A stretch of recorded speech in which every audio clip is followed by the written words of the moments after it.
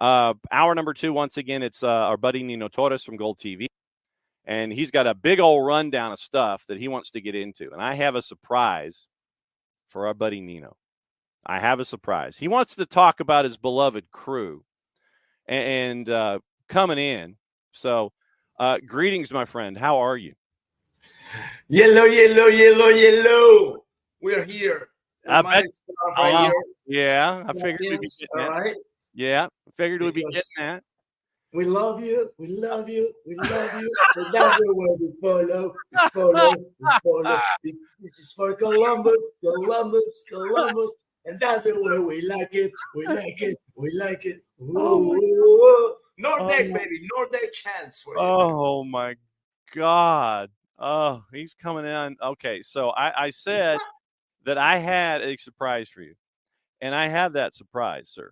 And I have mentioned, so since you've come in with your Columbus Crew scarf, all right. As we go fully loaded, and I know you got a boatload of topics to get into this morning, I promised you that I would show you, if not wear, my Almirante Brown. Wow, that is insane. That is the Almirante Brown jersey. Wow. Right there. It's one of those fan jerseys that you pick up from folks down at, like the Retro Zero Races, But in our soccer over there sojourns where you fall in love with clubs like Defensa y Justicia because they have Becca Sesse and that fine head of lettuce that he's sporting. I guess he's enjoying it in Ecuador now. So when you find a guy like Becca Sesse and you sit there and go, man, that mane is strong, and you learn to chase after that, and then you go after the names like the strongest and things like that. Then you come across Almirante Brown. That's unique, man. That is unique. And we like, okay, we got to keep following Almirante Brown on a weekly basis, and so. I dropped a serious amount of coin to get that fan jersey, but I promised you that I would bring it on the show. And so now you know that I was not fibbing, that I do have an Almirante Brown fan jersey as a part of the learning tree that we've had here at SDH. How are you, my friend? I'm fantastic, man. I'm fantastic today. All pumped to go with the day today. And also, I want to mention something here, okay? Because remember the trivia we did last week and I freaking lost with 1 goal? Mm-hmm. I was so mad after that. So I went into it and then look it up and, hold on a second. I knew it was 9. But for some reason, at one point, I looked once and it says 8 goals from Ademir. It's like, wait a second, really 8? And there were a couple of websites that were saying 8, but then I look, you know what? Let's look for the officials. Well, okay. The official records, and it was 9. Okay. But I knew for a long time it was 9. And one day it changed to 8, and it stuck to 8. And all right, that's my explanation about why did I miss. Hey. Goal. That's the thing, brother. It's like you got to sit there and it's like there are some folks that will give you one number, some folks that'll sit there and go, no, that doesn't count. It's like being an official scorer in Major League Baseball. Is it an error? No, it's a hit. And then they change it like 6 innings later and go, yeah, no, it was an error. And you're sitting there going, man, I had it in fantasy and it screwed up my batting average and all my points for the week. So nope, I know exactly what you're talking about. So since you decided to sport your crew, you sported your crew gear. We got to talk about it. And Wilfred Nancy is officially reinforcing the fact that he is the man.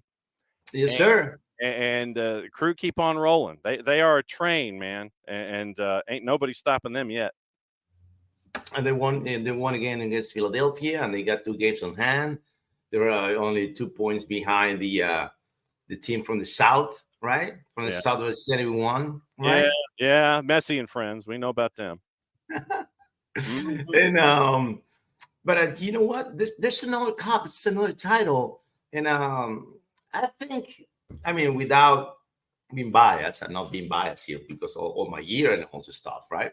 Mm. But Columbus is up there, man. If you go down the history, Columbus is up there as a, I'm not gonna say elite team, but it's at a top 5, top 6 in the history of the MLS. And don't forget that they were one of the one of the founders too. So Yep. we got the first the soccer specific stadium in the country, and it's just another stripe for us, another stripe for Columbus to see if we can get a bit more of recognition, right? As a powerhouse in the MLS. Mm-hmm. And that is absolutely Taking true. down LAFC too, Well, and I mean, LAFC, I think LAFC can be beaten. Crew, to me, and Wilfred Nancy, who better be getting looks from clubs in Europe. I mean, Oh yeah. if he's doing what he's doing, you better be getting looks if you're Wilfred Nancy. And the Haslams, they better get ready to make sure that they can give Wilfred Nancy a couple of their truck stops, a couple of those truck stops that Wilfred Nancy can own to keep him in Columbus, although I don't know if that can even happen. I think he's going to stay because he's not done. He's not done. Yeah. They still need to leave that trophy for the MLS Cup, and it's just, I think it's the beginning of another era in Columbus, and hopefully they keep winning, and hopefully they can achieve something else that is international. Right? We still behind on that department, and hopefully they can get into the CONCACAF Champions and leave that trophy, another one for the MLS, to prove that the Liga MX, that guys, hey, my friends, my amigos, you're falling behind. Huh? You're falling behind in this race, huh? I'm telling you. You mentioned Liga MX, and with Leagues Cup, the question has been raised. Even though we know that Leagues Cup is a television series, we know that it is there for a reason. It is there for content for Apple TV in a competition setting to get things, to help out CONCACAF and bring more notoriety to it. Bring more notice to CONCACAF as an entity leading into World Cup in 26. But no Liga MX teams making it to the Final Four in Leagues Cup. How much, how seriously, I guess, should Liga MX, should the sirens be going off in Liga MX offices about, hey, we didn't get to the Final Four in Leagues Cup? What should the vibe be right now that it was only MLS sides that made it to the Final Four in Leagues Cup? Should there be a freaking out in Liga MX offices right now? They're not. That's the problem. They think that it's just a random competition. Like, as you mentioned, it's for Apple TV, and that this tournament doesn't really resonate across the globe, and we're bigger than that. So we're just gonna give you that. All right, that's where they're thinking now. Okay, we give you that. You can have that. All right, we'll take on the champions because that's the title that really matters for us to be the real kings of the hill here in this bubble that is CONCACAF, and this bubble that's only the MLS and the Liga MX are the ones that are fighting for titles here, and just to give you an idea, they also say, just imagine this, right? Because they imagine what they think about this Leagues Cup when they think that that they could win the Copa Libertadores every other year if they wanted to, but they don't play in the Copa Libertadores anymore. But it's a competition that they don't consider because they believe that they're better than everyone else. That's the problem, and it's not, that thought is not going away. I don't know what they need. What it needs to happen for the Liga MX to really wake up and really change things around, because reality is that they're on island and they're not producing enough quality players as they used to, and they are on the fall. They're on a fall. They don't want to recognize that. It's when you have a table in the Liga MX. Now, let me dig up the table real quick here. And I know that we're early in the Apertura, but when you have a table that has as much turnover as it does for Liga MX, and you have some of the grandes that you don't know, literally you don't know where they're going to be, apertura, clausura. They could be at the top in one, at the bottom of the other. I mean, right now, you've got most of the grandes there toward the top. Cruz Azul, Monterrey, Tigres, Pumas is 7th. But, I mean, you have some of the grandes that are top 5. Pumas is 7th right now. Chivas has been – it's like somebody put sugar in Chivas' gas tank like years ago, and they haven't figured out they have to change the engine. They're 9th in the table. They're right there. They're mid. Puebla's 11th. Club America is 12th right now in the table. And this is after 5 matches. Yeah, Leon is 13th. Pachuca's 15th. And Santos Laguna 16th. And you don't have, I think for another couple of years, you don't have promotion relegation with they don't have that. The Liga de Expanso. But it's like there's no stability with the grandes. And I mean, for me, that's cool because it lends itself to chaos and it gives us stuff to talk about. But when your grandes aren't consistent about being at the top, I think that should be a big old siren at the top of the cop car. But that's the thing is, they're still in their competition. All right, there's still it's a domestic issue for them. We'll figure it out. You know, we're going to turn this around. We're going to drop some more money because we got a lot of money, and they do have a lot of money in the Liga MX. Mm-hmm. And but it's just they think it's just this momentary. You know, it's not forever that they're going to be the grandes are going to be down. Oh, we're going to turn these around next season. We're going to spend the 10, 15 million. They got freaking what's this guy Paulinho. From Toluca, getting into Toluca, and he's going to score tons of goals, man.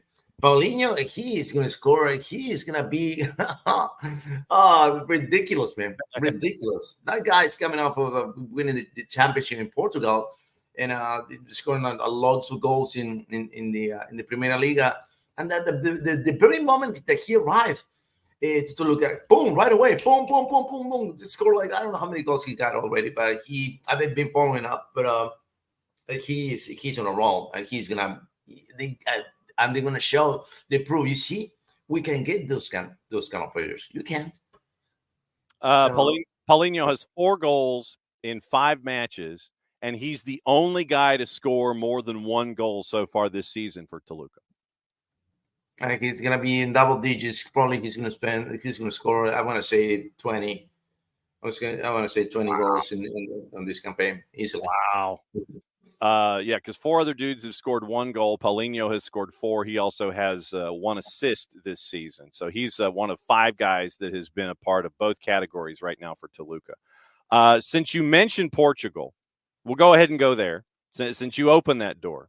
And with what's going on, because for those folks that get to listen and watch you on GOLTV, Fanatis, fntz.co/soccer down here, helps out the network, helps out the degenerate nature of watching sports all around the planet, including what you get to do when calling Portugal. You got a really cool story right now out of the early returns in Portugal. What's going on? It is the Sporting Club is on pace to repeat the title for the first time. There's going to be a repeat in the Primera Liga since I'm calling the league since the season 2019. 2018-2019 was the last season that a team repeated the title in Portugal. Was Benfica. They got the 18-19 and the 17-18 season back to back. And since then, not all our team has repeated the title, but it looks like Sporting is going to repeat the title this season. They are off their best start in the country, in the competition since 1951, 1952. 14 goals scored, 2 conceded in the first 3 rounds. Man. 3 rounds, 14 goals. What? And Victor Gyökeres has 6 goals in the first 3 rounds of the competition. They acquired this guy, this Swedish assassin, as I call him. I call him also, you know what I call him? You like Game of Thrones? Have you seen Game of Thrones? I take your word for it. I never got into it. Right. Just after we went down, you go the thing. Is the Night King. Okay. He is the scariest character in the series. And this guy, this is what he is. Man. He's scary, man. He is scary. They acquired this striker from the Premiership, from the commentary in the Premiership. Mm-hmm. He went under the radar. 23 years old, scoring 23 goals in the Premiership. He went unnoticed for any of the big clubs. And Portugal Sporting Club. Oh, hey, that guy. Give me that guy. Give me that Swedish guy. So they got him last season. Boom. He exploded. He's been massive. 54 games played, 49 goals scored. 49 goals in 54 games. That's out of control, man. All right. The way he's going now on this pace, he's gonna have more goals scored than games played. I'm gonna say by round 10, he's gonna have more goals than games played. And it's crazy, right? Because I talked to a lot of Sportingistas, and because they went on a title drought for 19 years, man. Since 2003 to 2002. Since 2002 was the last time they won the championship, right? Mm-hmm. And then they won it again in 2021, and then they won it again last year, and they're on pace to win it this year. So they're flipping things around in Portugal, because it's Porto and Benfica, Porto, Porto and Benfica, Porto every other year, right? They've got two different champions only since the beginning of this millennium.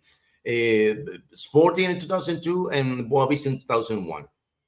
No one else other than Benfica or Porto won championships in Portugal, and they're scared now.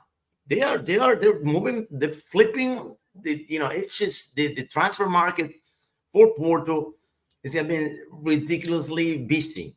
They got like five different players in the last week alone, because they know that they need to catch up on Sporting. Plus, they're on their new coach. They lost Conceição, who was the coach for Porto for 7 seasons. Roger Schmidt in Benfica, they brought him over from the Eredivisie. He won the championship in the first year, but in the second year, there's lots of red flags, and this season already, they kick off the season with a loss in Famalicão, and everybody was calling for his head. Roger Schmidt, you should go, get out of here. And then they win again, and then they love him again. I'm going to tell you something. Benfica fans are the most ridiculous fans in the planet, man. I know a lot of fans for different teams, but these Benfiquistas are they're something else, man. They are something else. They don't believe in anything. They wait for Recosta, the president of the club, outside of the stadium, to question him about his decisions. They basically want him to leave and want Roger Schmidt to leave, because Benfica cannot go more than 1 year without being a champion. Come on, man. You mentioned Gyökeres's numbers. When he was at Coventry City in the championship, as they were trying to get promoted to the Premier League, last couple of seasons that Gyökeres was at Coventry, when he finally got everything dialed in the 21-22 season, he was 17-5 in league play in 21-22, finished with 18 goals. Right. Then in 22-23, the season before he moved to Portugal, he had 22 goals in all comps and 10 assists. And then you mentioned how he just absolutely is destroying the Liga Portugal. 29-9 in 33 matches. Then you add 6 more in the Taça de Portugal. Then you add 5 more in Europa League. Then you add 3 more in Allianz Cup. You're having me do math. 35. 43 goals last year in all competitions. 43 and 15 last year for all of the competitions that he was attached to for Victor Gyökeres in Sporting. That's insane. It's insane. He got a release clause of 100 million And it's surprising also, after that magic season, he stayed. He stayed in Portugal. I don't know what it is.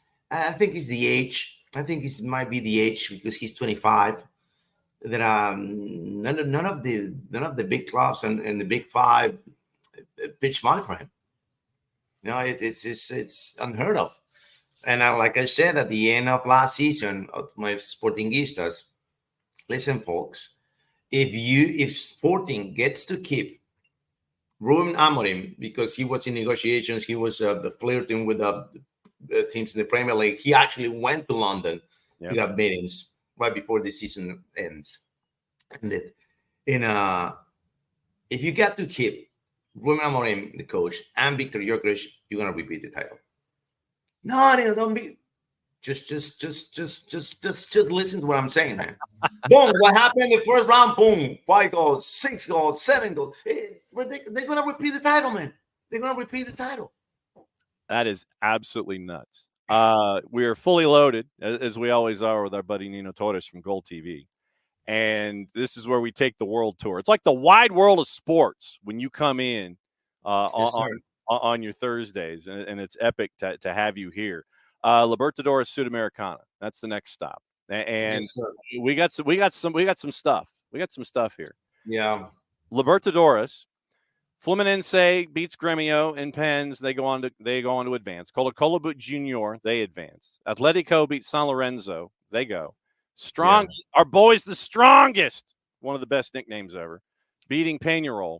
River played over Teixeiras. Palmeiras and Botafogo was half past insane as a match. Yeah.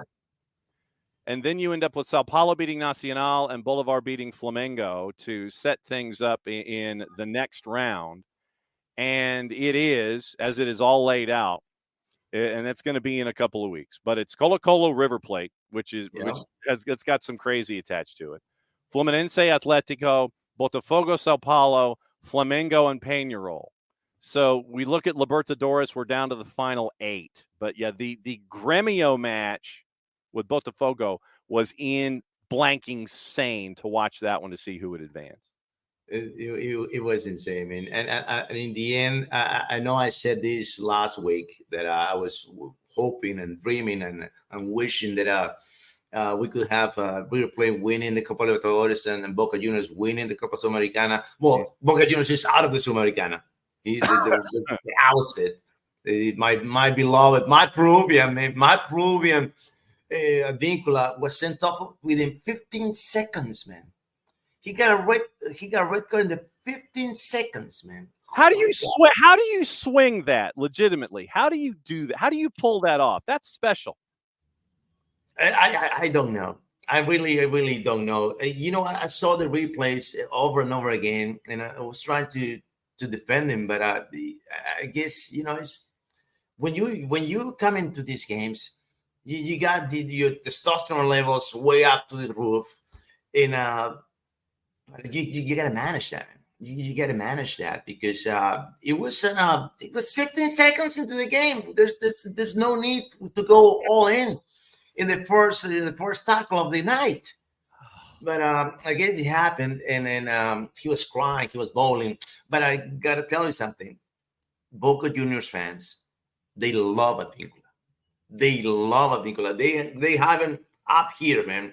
Up here, since he arrived, he understood what it's like to play for Boca Juniors, and because of that, he got away with it. I mean, with the fans, I'm saying. Okay. With the fans. They still love him. They're still now blaming Marcos Rojo and blaming everyone else, but they leave Advíncula alone. Right? They kind of, yes, this is how crazy it is with the Boca Juniors fans. But in the back to the Libertadores, I went to the Sudamericana, but back to the Libertadores, we're not gonna get out of this Brazilian dominance, man. Mm-hmm. We're not. This Brazilian dominance is the era is not the end yet. I don't know when is that gonna happen because I know the money is not gonna go away anytime soon. And when this is all right, this is the thing, right? Flamengo, listen to this, right? Flamengo, their roster, all right, their budget is bigger than every single other team in the CONMEBOL. The gross national product of Brazil. It is. It's just way. You can't compete. You can't compete when you bring coaches from Europe. All right, you can't compete when you got players coming in from the Serie A, from Portugal. No, you can't compete. You can't. It's money. You say money can buy anything. Well, in soccer it does. All right, in soccer, money can buy happiness. It can buy titles. It can buy everything else. It's just a matter of money that I don't know when we're gonna catch up. I know Gallardo is back into River Plate. He already made tremendous moves for his beloved team to be back at the top of the competition. But I think they're gonna fall short, and we're not gonna see a team other than a Brazilian team winning both competitions. Yep, and in the Sudamericana, by the way, we were in the round of 16. Now we're in the round of 8. Fortaleza gets through, beating Rosario Central. Corinthians survives Red Bull Bragantino, and so that's one matchup. Atletico Paranaense, no problem with Belgrano, they go through. Racing Club put 6 on Huachipato in the second round, no problem there. Libertad Asuncion, they make their way through. They get Cruzeiro, who beat Boca Juniors, which set the world sideways. The earthquake that you heard was Cruzeiro winning and advancing. And then Lanús beats LDU Quito 2-1, 3-1, no problems. And then the Independiente Medellin beat Palestino, shut them out in the second match 4-0. So your final 8: Fortaleza, Corinthians, Atletico Paranaense, Racing Club, Libertad Asuncion, Cruzeiro, and Lanús and Independiente Medellin. Yeah, and out of those, I think that if there is one team that I can ruin the party for the Brazilians, that's Lanús. I would say I'll take Lanús as the dark horse on this Sudamericana competition. And yeah, that they are the only ones, I think. Maybe Racing can snatch here, but I don't think that the problem with Racing is they're so inconsistent, man. They can be superstars in 1 week and then play just an average team in the next week. So I don't have that much trust in Racing, but with Lanús, they're way more consistent than Racing Club, and I believe that they could be the only ones that can win the samba in the Copa Sudamericana, man. And I know that you also wanted to address what happens when we lose someone at the age of 27 on the pitch, and it was a shocking moment. And it turned out to be a sad moment for the sport in Sao Paulo as well. But 27 years old, taken away from us. Yes, Juanito Izquierdo, Uruguayan defender. As a matter of fact, I was watching the game, and he vanished on the pitch, man. He vanished on the pitch, and then when you know that it's serious. When players from both teams are calling for the assistance, come on here. The golf cart rush into the game. No. We need an ambulance. We need an ambulance. And they got him off the pitch, and turned out to be a heart attack, man. Mm-hmm. He suffered a heart attack on the pitch, and unfortunately for people that is. For men, not people, men. And listen to this because the women don't get heart attacks this young. But for men that they get heart attacks under the age of 40, it's just there's no coming back from that. You don't your heart in this case. The older your heart, the better to hold a heart attack. Mm-hmm. But when you're under 40, you got a heart attack, you're done, man. You're done. And it was so breathtaking. The Uruguayan League suspended their games last weekend at the also going to suspend the games this weekend. Yep. He's arriving today to Montevideo. The U-1 Air Force got a plane specially for him. So they brought him home. His wife and 2 kids, man. He baby born, man. Yeah, he just got a baby a couple of weeks before. Man, it's so sad. It's so sad, and John, but it's getting more common now. You see that it's like every year we have more casualties like this happening on the pitch, and it happened in Europe. That kids for 18 years old, having these heart issues. It is really concerning. I don't know what it is, because it's gotta be, they gotta find the pattern. They gotta find what is the source of these heart conditions in elite athletes. Yeah. Why are we getting these issues so young? We never heard of this 20 years ago. It was never ever we had anybody suffering anything on the pitch in many years. I don't recall any soccer player falling in onto the ground in any game since I don't know when. Yeah. But it's been happening from the last, I want to say, past 5 years or so, right? Around that 5-6 years ago that we started getting this. This is more common. It's more common. So when they need to figure it out, doctors and do a research on why is this happening to these young athletes, young people, Yep. All right. Time for the crossover because it is the final half hour of the show, which means one thing. This is where we join. We have the harmonic convergence of Peru, Seattle, and Office HD. So this is where we bring in Niko Moreno, and it is Nino, it is Niko, and it is Nelly. So that's where we are right now with the harmonic convergence here for the final half hour of the show on Thursdays. Last week, Nino, Niko got stuck at the airport.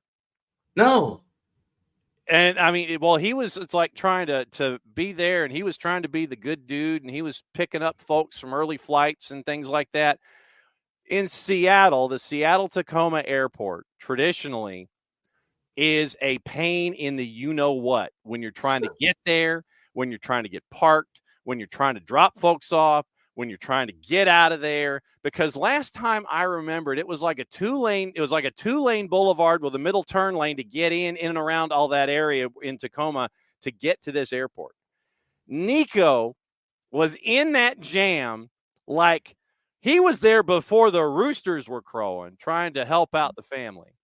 And Niko, if I get any of this wrong, just correct me. He was there before the roosters were crowing, trying to help out the family and be a good dude and make sure that folks who were coming in on the alley birds were getting there so he could be a part of the family experience and everything. Niko got stuck at SeaTac in all of that madness. And I think he's finally now out of the madness at Seattle-Tacoma International Airport. It took him a week, but now he's finally out of it to join us here. Did I get that right, Niko? You got it right, baby. Yes, definitely. It's been a little bit hectic at SeaTac Airport, and I do not envy anybody that works there. There's been so many issues, cyber attacks. There's been problems with traffic. There's been all kinds of things that have just made that a difficult place to be. That's why I wasn't on last week, but I'm back on today. I'm excited to be here. Whether the Sounders were eliminated last night or not, we are here to just talk about that and much more. Mm-hmm. So with Nino, we caught up with him on his beloved Columbus Crew. We caught up on Libertadores. We caught up on Sudamericana. We caught up on the Portuguese Primera. We are all over the place. So, Nino, let me ask you, do you have a question for Niko to start things off here in the almighty crossover on a Thursday about Major League Soccer, about Liga MX, could be Sudamericana, Libertadores, I don't care. Is there a question in the crossover from Nino for Niko? Hey Niko, how you doing? Good morning. Good morning. It's what time is in there, man? Now it's at 6:30. What time is in there? Man? He's at 7:30. 7:40. He's at 7:40 local time, brother. That's where he is. But it's always good talking to you, Nino. At 7:30, 6:30 is always good talking to you, my friend. No problem, man. Thank you. Niko, question here for my beloved striker, Raul Ruiz. Do you have anything for next season to him? There's anything that is going to say that he's going to stay? I'm not saying that he's coming, because I know he's not coming to Universidad de Deportes. I know that. But anything in the future, in the near future for him, that are chances that he can stay with Seattle, he might be moving to another city, maybe in the East Coast? Yeah, that's a great question. As long as you're not one of those that's continuing to pump the I don't know, accelerated on something that doesn't happen this season, yes, I think that there's actually a gambit of possibilities for Raul Ruiz. I mean, there's a lot to go on. I'm working on a story that will be out here hopefully tomorrow morning about the situation, and go ahead and wait on that. It should be through Sounder or Heart. But just to not give you anything that's going to be in that story, I just think that Raul has a lot of possibilities. Seattle has already started negotiating with him. I believe that there is a possibility that he might want to go home if he wants to recapture some of those moments of his career where he was an idol, where he was someone that was looked at differently. I feel for him because over the last couple of years, he's been a super sub of a certain kind. So because of that, I think that maybe there is a desire to go back to Peru. But I do know that in MLS, there's plenty of teams that want him. So because I do believe that there's going to be nothing going on with him at this time, when his contract expires at the end of the season, I think he's going to take a long look about what he wants to do. Do I want to be economically sound and stay in MLS and maybe have a rotational role, or is there an MLS team that's going to be able to put me in a starting role, and maybe I can do that? Or do I want to go back to Peru, where maybe the salary is not as high, but I am, again, a superstar? Exactly. I'm the savior. I'm the guy that everybody wants to see. I'm the guy that everybody chants about. So it really talks about that transitional moment for a player that's always been the face of a franchise and now has to figure out, either do I look for that same type of situation, or do I just stay in MLS and try to see where I can land my feet at? But I do think that there's going to be a lot of options for Raul. I don't think that he'll stay in Seattle. If I was a betting man, I'd say that he will not remain in Seattle. I think in Seattle, there's an even lesser role next year. This team will be looking for a DP striker in the offseason. So that would put him behind a new DP striker, behind Jordan Morris. And him being the third option is not something that I think he would like to, have here in Seattle. Not at all. But Niko, where's the outlet that you're gonna post the story? Sounder at Heart. Sounder at Heart. Okay. I'll look it up tomorrow. Sounder at Heart is where it is, and our buddy Nino Torres, he's getting the pipes ready. He's saving his pipes because he's got all those games to call on GOLTV this weekend. As always, my friend, great to catch up with you at 10 o'clock Eastern time on our Thursdays. Have a fantastic weekend. Have great calls, and we will come back next week, and we'll talk more stuff with you. That's the official term. Love you, my brother. We'll catch up with you next week. Bye, Nino. Thank you, Niko. Appreciate it, guys. See you. Bye-bye.